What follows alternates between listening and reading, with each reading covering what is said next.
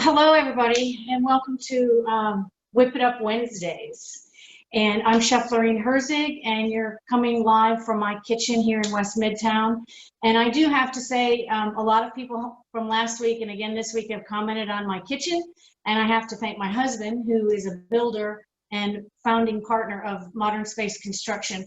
This was 11 years in the making dream come true, and we finished this kitchen about 4 years ago. So thank you for all the compliments on the kitchen.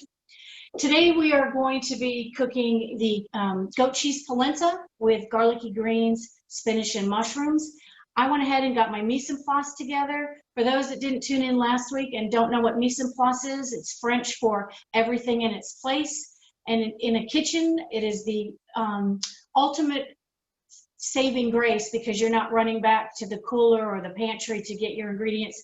So you want to have everything in its place. I'm going to go ahead and get the oil going so we can heat that up and get started. I already have the boiling water going, because that kind of takes a little bit of time to get water to boil. And a lot of times people always ask me, how can you get water to boil faster? And the trick to that is to put a lid on it while you're doing that. And that gets it to heat up a little bit faster. I'm also going to go ahead and jump to adding the beautiful briny sea mushroom sea salt. Beautiful briny sea is dear friends of mine that also are based here in Atlanta. They do signature sea salts and sugar confections for a variety of restaurants, and Jenny's Ice Cream is one of their clients, Williams Sonoma, but then you can buy them for everyday cookers like us. So I'm going to go ahead and add that to the water for the polenta. We're going to let that steep a little bit more. And we're going to go ahead. Chef, can you repeat the name of the salt company again? Beautiful Briny Sea. Beautiful Briny Sea. I'll also say they're linked on our on the Better Habits, Better You page. So if you look at our, they will be giving a prize out for one of our weekly prizes. So you can check out their link there as well. Sorry to interrupt. No, that's great. Thank you, And I'm going to go ahead and slice the garlic. I'll tell you, I'm usually not one for a one-use kind of one-purpose gadget, but a friend of mine who's not a chef actually gave me this gadget several years ago for slicing garlic, and it's really nice because you get the thin shaves of it rather than using your hands, which sometimes it's really difficult. So I'm just going to show you how easy this is to use. And you can go ahead and slice it right into your little mise en place bowl. You could also slice it right into the saute pan, but you want to be careful with that for the heat. But this is 3 cloves of garlic, and as you can see how easy that is. With a knife, it's not always easy to get this thin of a slice. I guess my aim is off a little bit. Okay, and there we go.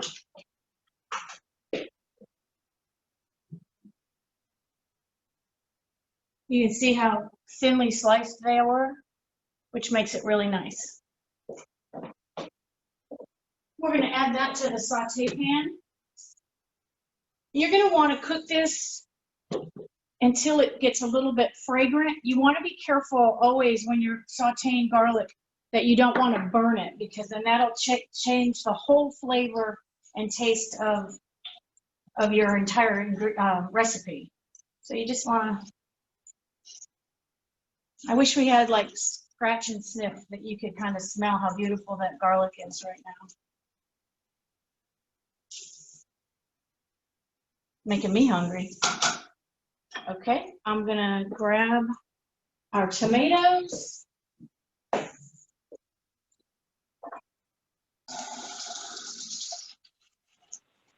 These tomatoes are from my garden here at the house.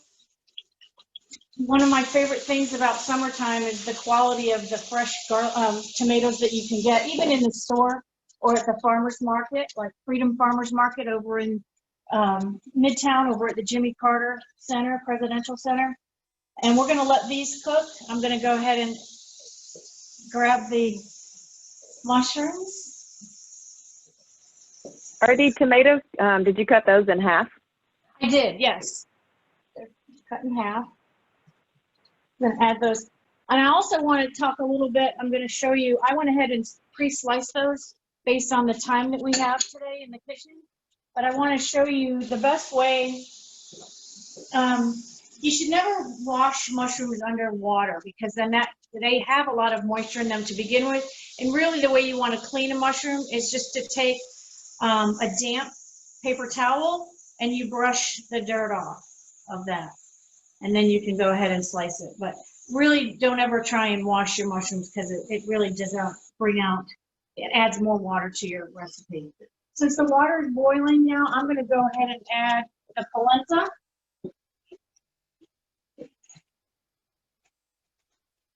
I want to give that a stir. And how long does that cook for? That's going to be about 3 minutes, 3 to 5 minutes. You'll see as we continue, you'll be able to see how it thickens up and gets really nice and creamy.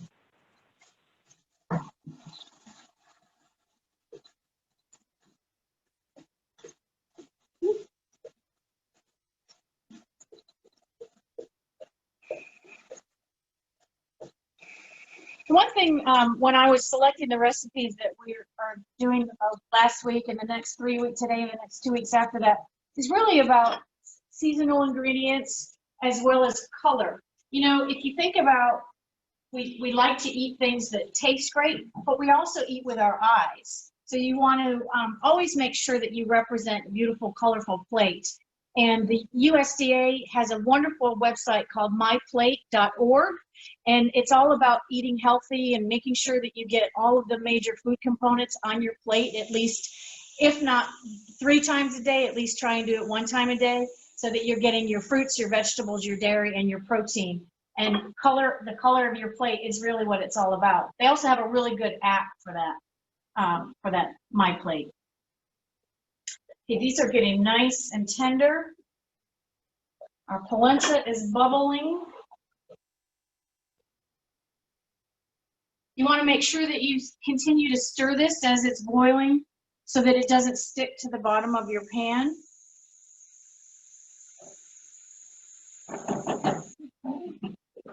And I'm going to go ahead and add the spinach. We had spinach in our recipe last week as well, and if you remember, the recipe calls for the stems removed. That is more of a personal preference of mine, only because the stems of spinach tend to be a little tough and spiny, and what you want to do is just snap those off and then put them in your compost, or you can also use them, chop them up real fine and use them in other salads and things, but for this recipe that we're doing today, you really want to have that nice clean stem off.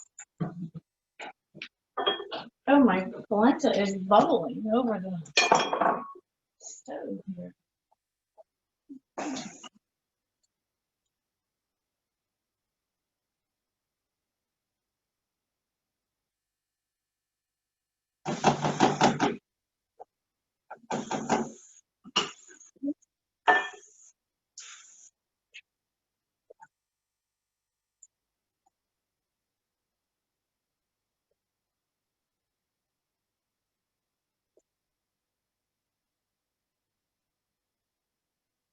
I'm going to add a little pepper to this.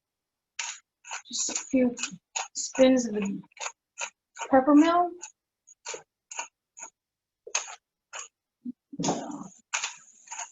You can see how quick that polenta cooked up real nice, and the consistency of it is just beautiful. With that beautiful briny sea mushroom sea salt in there, it's just going to taste great.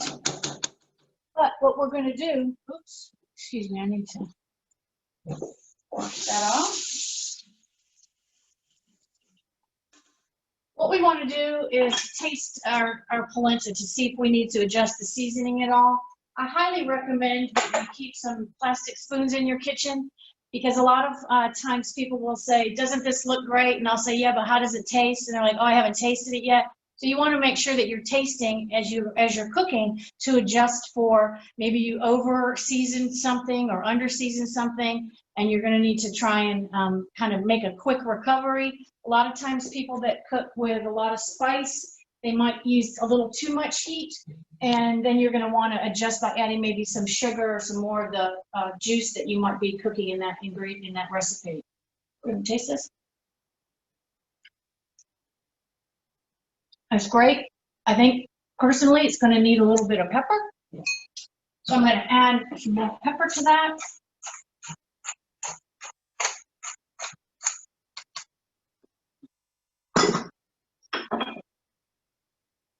This is beautiful.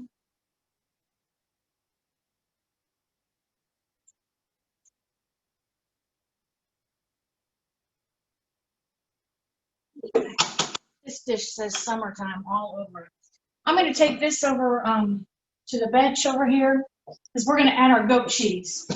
So you want to go ahead and stir that up, remove it from the heat, and just stir in the goat cheese. This is 4 ounces of goat cheese. You can see, it smells so great.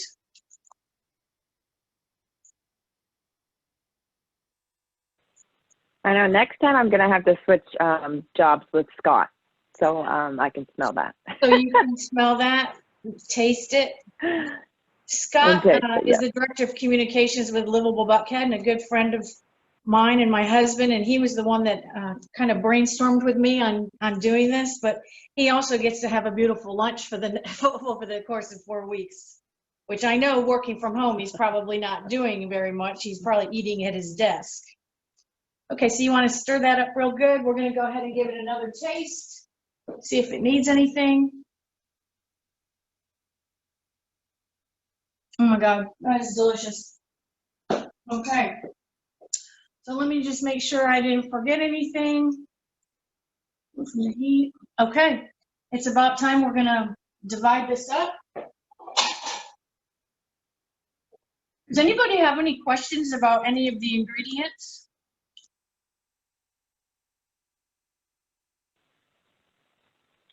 No questions yet, but someone does say that it looks delicious. Awesome. It's very colorful. It is beautiful. Laureen, I have a question. My husband does not like goat cheese. What would be a good substitute cheese that maybe isn't as that same flavor as goat cheese to maybe use instead? Sure. A lot of times people don't care for it because it tends to be a little bit on the salty side. So you could add some Parmesan cheese, like a nice shaved parm. You could also add, for more of a mild flavor, a mozzarella cheese, because that will melt.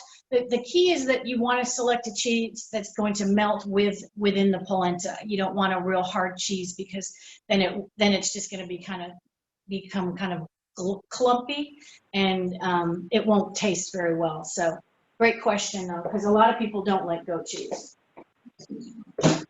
We have one question. Kathy asked if her veggies are supposed to be kind of saucy with probably tomato juice in there. And that is the tomato that we sauteed the garlic in 3 tablespoons of olive oil.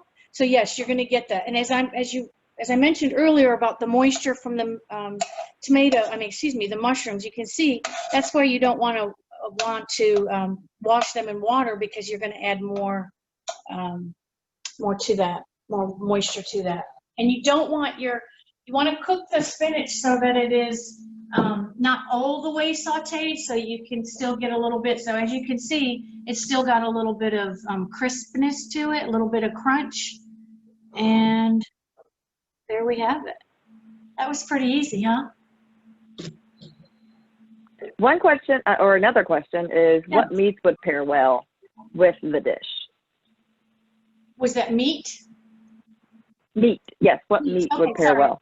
Yeah, that's a great question. You could do chicken. You could add, You could even like have grilled chicken that you might have had left over from the night before or 2 days before. You could slice that up and put that in there. You could do it cold. You wouldn't have to have it hot because you're going to pick up the heat from the polenta and the vegetables.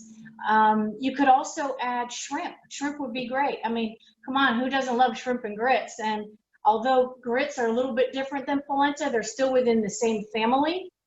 And that would go really well as well. And what kind of veggies could you substitute if you were to do something a little different? What would be another good veggie? Yeah, another great vegetable would be zucchini, particularly this time of year. Also chickpeas, that's a great source of protein. You could add chickpeas to that. Another vegetable, onions, obviously. A lot of people don't like to eat onions at lunchtime, particularly before COVID. You know, we're interacting more face to face, and a lot of people don't like to have the onions on their palate for the rest of the day in the office or even working from home. And a great source for ingredients, not only Freedom Farmers Market that I mentioned, but there's about, I think, 8 different farmers markets around the city, Grant Park, Peachtree Road. But do yourself a favor, and even during COVID, wear a mask, please, and visit Buford Highway. My favorite place to go. It's like I feel like a kid in a candy store going up to the Buford Highways Farmers Market. If you've never been, it has cuisine ingredients from all over the globe. I mean, even from like far off places that I wouldn't think of, like Poland. It's not just Mexican or Asian food. They've got a lot of really beautiful ingredients, and it's easy to get to. I do highly recommend, if you're going to go on the Saturday or Sunday, go very early. Even now, they're still monitoring the number of people that they allow in the store, but it tends to get very busy. So go very early on the weekends or any day during the week. It's usually not as crowded. Another thing that I wanted to mention was I did point out about the spinach stems composting. I know that Compost Now is a partner of Livable Buckhead. We use them here in our home, and it's a wonderful program because not only are you not throwing away, minimizing your food waste, but you can take what you compost. They keep track, and they give you on your dashboard a meter of how much you've saved the earth with your composting. And then for when you're ready for it, you can either donate it to a local farm for them to use your compost, or you can have that compost delivered back to you to use in your own gardens. And I know that it's actually been wonderful for us because it really helps save on, purchasing a lot of soil, adds a lot of nutrients to your vegetables and your herbs. We have a herb garden in the back of our home and on our deck, and it's just so nice to be able to just go out there and clip them off. But I've seen since we started composting, it's made for better tasting, better, healthier herbs in our garden. And then this is the beautiful briny sea mushroom sea salt. We're going to be using some more of their ingredients over the next 2 weeks. And we're also going to be giving away at the end of the challenge, we're going to be giving away a prize that they donated for $75 worth of a beautiful briny sea gift bag. So I encourage you to tune in. Next week, we are going to be cooking sticky Korean beef lettuce wraps. It's a wonderful, great lunch. It's just so flavorful. And it's another quick, simple, and delicious meal that you can make for your family or even for yourself. But as you continue to take a break challenge with Livable Buckhead, I encourage you, as I mentioned last week, to get out from behind your desk. Even if you're cooking something in your kitchen, don't go back to your desk because you want to keep moving. And it's one of the worst things you can do is like sit at your desk, which I myself am very guilty of as well sometimes. And I try and remind myself to get out and do a little stretch. And when I'm not cooking, I'm eating in my own kitchen. So thank you for tuning in today. Thank you guys so much. That very much was very quick, and it looks delicious. I can't wait to eat mine. So thank you so much, Laureen, for teaching us how to cook this. And this is my first time cooking with polenta, so that was exciting. Good. I can't wait to hear how it tastes when you're done. As a reminder, please send us your images of your completed meals. We'd love to share that on social media and to see that you're enjoying what we're cooking every week. So thank you guys for tuning in. Have a great rest of your day. See you next Wednesday.